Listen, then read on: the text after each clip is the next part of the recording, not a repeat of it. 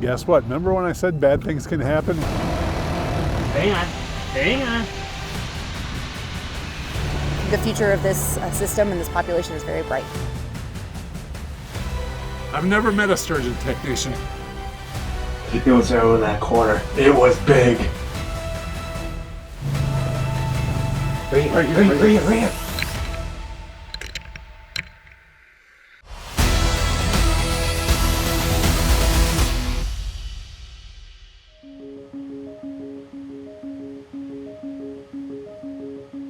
Hello, my name is Margaret Stadig, and my official title is the Winnebago Lake Sturgeon Biologist for the Wisconsin Department of Natural Resources. So spearing in Wisconsin particularly actually dates back to the time of the Native Americans. So during the winter time, Wisconsin has a fairly harsh winter that can be very difficult for humans. So the Native Americans found that by cutting holes through the ice and spearing sturgeon, you could actually feed your family and most of the tribe fairly well on just one sturgeon, as opposed to needing however many different walleye or catfish or other species to feed, multiple people. And so when the Europeans came over and settled in Wisconsin, they basically learned that tradition from the Native Americans, and from there it's just been this absolutely beautiful tradition. There hasn't always been a very positive outlook on sturgeon throughout the United States. They were actually thought of as kind of a trash fish. You'd fish for them and they were so thick in here, they'd actually use them as like fuel. With all the work that we've been doing and how impressive these fish are, things like their perception has turned around. Here in Wisconsin, particularly in the Winnebago system, we are extremely blessed. We have a fantastic sturgeon population. Not only that, we've kind of got the gold standard for how they're managed, the research we have and all of that. Because we have so many fish and because we're doing so well, we actually are able to help other systems that might not have the population that we do. There's populations in southern states that are still kind of struggling. Well, then you got to go get them from somewhere, and that somewhere happens to be here.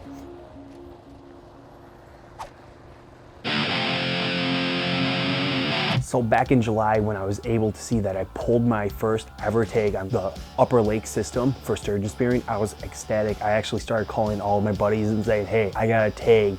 So it was very exciting to get a chance to see one of these fish. So I only had 3 days with the producer. I actually had other trips planned already. So I was already on a limited time.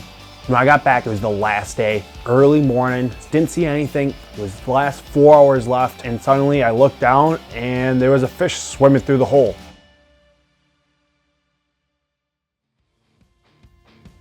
Modern Hunter is brought to you by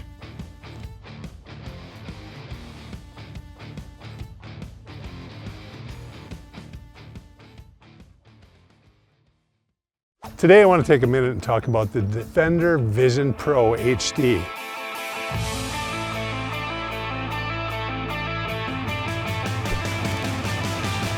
Like Browning's other cameras, it's a great camera. It's got adjustable trigger speed that is way faster than anything back from the old days of cameras. So you can adjust that, adjustable flash range, but what really makes this camera unique is the ability to send all HD all the time. What does that mean? Not only the videos are in HD, your images, you don't have to wait for it to buffer. It's going to get sent directly to your phone and you can check it out right away. So therefore you can blow that image up on your phone. You can see if there's a sticker, you can see any kind of antler kind of configurations. If you're new to Browning trail cameras, they got multiple packages, everything from $5 a month to unlimited for $50 a month. Another great feature of the Browning, especially where it's a high traffic area, if somebody does try to steal this, every photo is GPSed and you're going to have that ability to be able to track that, or you're going to know where the images are coming from. No matter what the case is, that's going to keep your cameras more secure. You know my plan. Here's the food plot. We're going full on Browning everything. We have their solar panel. I'm going to hook that into the camera. It's going to keep these batteries charged for the entire season, all summer, all fall.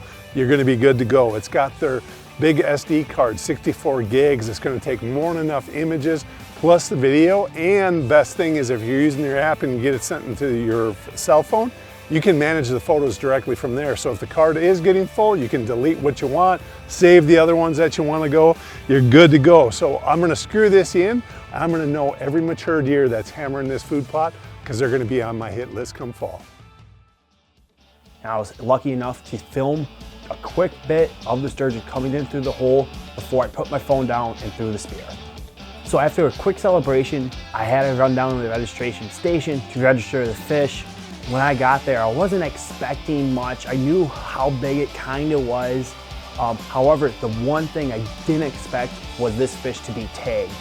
So back in 2009, my fish was only 52 inches long. When I speared it in 2023, it was actually only 54.4 inches. So in that span of a time, it only grew 2.4 inches, which seems crazy for me. So this year, when my dad pulled the tag, I was super excited. Hopefully go back-to-back years, spearing a sturgeon. Hopefully we stay above the ice. And so it's begun. First day of spearing, worst ice conditions you can ever imagine. We had rain, it's been 50 degrees.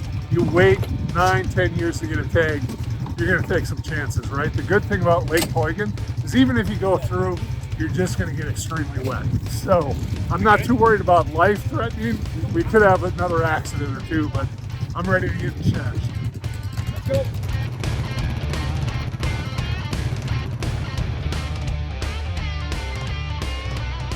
No, the one I speared before was probably maybe a foot below where the decoy is, really? like that high. Oh. Yeah, and he like literally, and he stopped right in the middle of the hole to look at a decoy over there. I was like, dink. I'm just happy I'm spearing with you. I've never speared with you.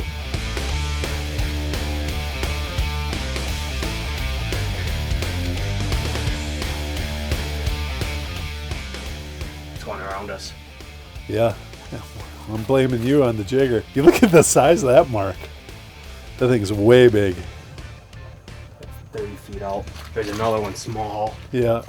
Oh, there's a lot of them. Yeah. Why didn't we do this before? It's way more fun watching It's them not swim fun. by. They're swimming by. Yeah, who cares? Me. I'd rather see them in the hole. Is that another one on the side, on the far right there? Yeah. That's a big one too. There's a lot of them moving. They're moving. That might have been a school of fish up on the other side. Darn it. Noah, come on. I'm taking the spear into the shack, hanging it up. Noah's reaching over to get the hummingbird, and boom, we didn't have to wait long. Right here.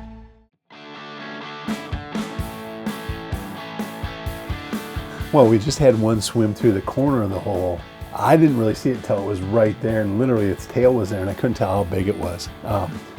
It was long, I can tell you that. It just, I have no clue, but it's kind of fun just knowing one was in the area, because normally if one's there, multiple are going to be here. So, like right now I can see a mud trail, and I saw him turn like up underneath the ice. So I don't know, hopefully he comes back through. It's just a matter of time. It wasn't 5 minutes after that mark disappeared that we heard the cheers next door, and better yet, it was from my nephew, which is in the family, right? Peek out the window, sure enough, you see a big sturgeon laying there on the ice. It just gives you that confidence that you're in the right spot. Congratulations, Justin, on your first fish, and not just an average fish, it was one of the biggest from the lake. Super cool, congratulations. Way to end day one on a positive note. Well, first day is in the books. We can only spear at 1 o'clock. We got a nice fish right over by us. We heard him get one over here. We saw one. Literally, there's not a lot of people that are out here this year, so the season's gonna last a lot longer. So I'm feeling pretty confident about tomorrow. We had the hummingbird going. We saw a lot of fish that are relatively close, so it should be good.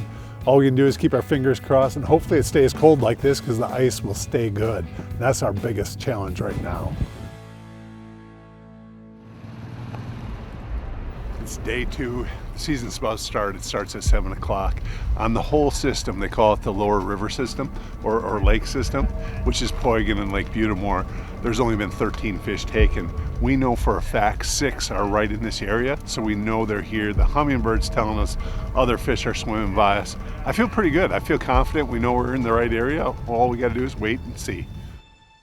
I'm taking the spear into the shack, hanging it up. Noah's reaching over to get the hummingbird, and boom. Right here. That's a big one. It's right there.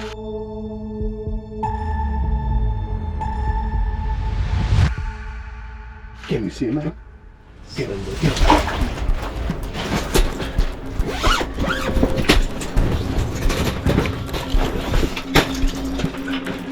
Hang on. Decoy's up. Hang on. Get the spearhead off. Okay, it's off. It's off. Just take your time. Hang on.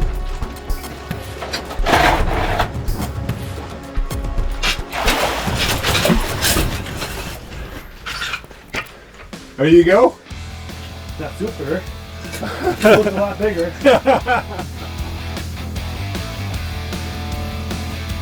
Well, here it is, second day. We're only a half an hour in the season and we already got a fish. So we just get into the hole, we're starting to get all set up, and we have the Humminbird. It's not even working. Yesterday we had a dead ATV battery because we ran it too long. So today we brought a separate battery out. We're prepared for the all day sit, right? So Noah's like, do you want the Humminbird on? He's like, yeah, turn it on. At least we'll know if one's coming in. And all of a sudden he's like, right there, right there, right there. He's a big one.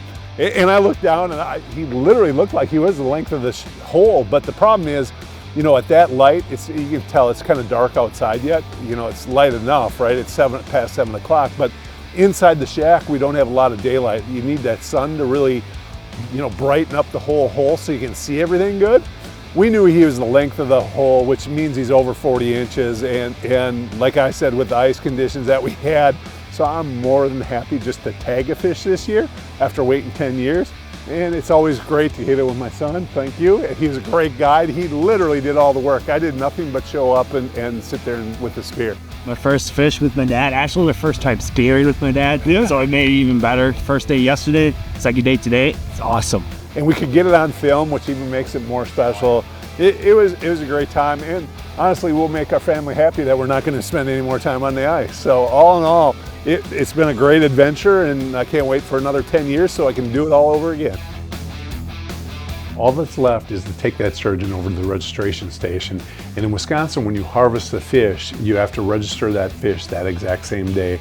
They're gonna measure the length, they're gonna check and see if it's male or female. They're gonna check it for tags, which if you're lucky, you're gonna get one of the tagged fish, because then you're gonna get history. The DNR will send you a little report. You'll know where that fish is tagged. They're gonna do an estimate on the age. It's super cool. Noah's fish was tagged the year before. I'm hoping mine is, but no luck. He does not. Doesn't look good. How many do you think are tagged? Any idea? Emily would know better than I would. Emily, how many are tagged? Do you know? Hundreds. What's really cool is at that registration station, the lead person that was there got us in contact with the lead biologist for the sturgeon program for Wisconsin, and we were able to make contact, and you guys won't believe what we got to see next.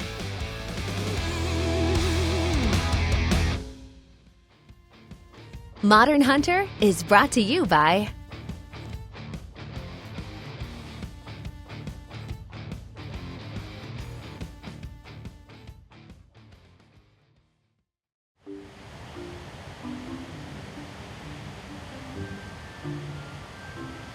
Here we are, we're in Shawano, Wisconsin. We're experiencing the sturgeon spawning season. You know, when you see this, it's hard to believe that you can sit on the ice for days on end without seeing one. For me, we lucked out and got one on the second day. My son, it took 7 days to get one on a small lake. It's not a given when you see as many fish that are here because they're concentrated, but when you're starting to spear, it might not happen. Sturgeon are an absolutely fascinating species. Right now, it's the kind of annual sturgeon spawn. So every year, a good majority of the population of lake sturgeon will migrate out of Lake Winnebago. They'll make the migration almost 120 miles upriver to the Shawano Dam, which is where we're at today. And this is kind of our best chance to get hands on as many fish as we can. Otherwise, we're trying to catch fish out of Lake Winnebago, which is a gigantic system. So today, we're out here, we're catching them. We're getting lengths on them, we're checking for sex, so they're either males or females, and we're checking for tags. And a lot of what that allows us to do is really get a handle on how the population is doing. And then our tagging efforts allow us to estimate our population. So with the amount of area that these fish have, with Lake Winnebago, the upriver lakes, the entire Wolf River, the entire Fox River, it's extremely difficult for us to get a very pinpoint answer on how many fish are in the system. by tagging them and trying to identify how many fish have tags versus how many fish don't have tags. And we utilize this and the spearing season to do that. It gives us a sense check on how many fish are in the system. Margaret, and here it was a great season for me. You know, the Winnebago system had really bad ice this year, and we took our chance. My son was fortunate to draw a lower systems lake the year before. He got a fish, only he won the lottery. His fish was tagged. So we got all that information, which is so cool. I absolutely loved it.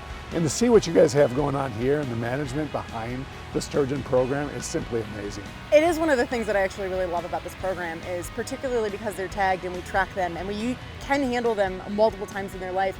To me, I think it's really exciting to be able to give that data back to the spears. I mean, a lot of what we do as management is we do it for, you know, not just the species, but for those who enjoy the sport and enjoy being out there and enjoy hunting or spearing or fishing. And so to give you guys back some of that information and pieces of information about the fish you catch, I really love that part. I do too. As a whitetail guy, and we manage our farm, right? That is what this is all about. And to see the distance that that fish traveled from where we speared it to where they tagged it, it is simply amazing. So as a spearer, we actively buy tags. Yes. Now, do you get most of that revenue for the program, or where does that go? Right, so every spearer who goes out is required to buy a spearing tag. And 100% of those proceeds comes back to the Lake Sturgeon Management Program. So all of it goes into the management that we're doing, the tagging we're doing today, any propagation that we're doing, all of the research projects that we've got going on. And because of that, that has allowed us to basically be kind of this gold standard of what's going on. We're putting in new habitat projects. That's also going into, you know, that also comes from the tags that we're buying. So because we get 100% of that, we really are able to do so much for these fish, which we've seen just the dividends for over the years. We're seeing not only our populations grow, but we're seeing a lot of very large individuals. Everyone knows the females get really big, but one of the things I get excited about is we're now seeing really, really large males. And for a lake sturgeon, a male lake sturgeon, to get that large and get that long, to get that weight on, it requires a very healthy system where they can continue to grow and continue to survive and thrive. And so all of those spearing dollars comes this way, and it really helps this population do well. Which is absolutely great, because, you know, I not only get to see my son spear, hopefully when he has kids, his kids get to spear, and it can be a family tradition for the rest of our lives. And that's one of the things I love, is just the number of people who come out, and it is just a tradition. You mentioned the bad ice this year. It was still great seeing people come out to the spearing registration shacks, celebrating, you know, just trying to get back in that and feel like you were, you know, doing stuff. And so those who were able to go out safely, I'm super thrilled, but I'm also hoping that people went out and still got to see those old friends and, you know, made the best of it. Yeah. If somebody wants to be more involved in the sport, you know, or a volunteer, how do they do that? Oh, so there's a couple of ways to do it. The DNR, we're always looking for volunteers. I can't do what I do without a massive amount of volunteers. I mean, just trying to handle one gigantic fish by myself isn't going to happen. But for those who are really interested, Sturgeon Guard's always looking for volunteers, particularly during the spawning season when they are fairly vulnerable. They're up on the rocks. We've got guards out here who are making sure that no poaching is happening, no illegal activity is happening, basically making sure that the fish have the ability to spawn where they're going to spawn naturally without any interruption. And that's a really great organization to volunteer with. Well, thank you for everything you do, Margaret, and today was just fantastic. 10 more years, I'll probably see you at one of the registration stations. I hope so.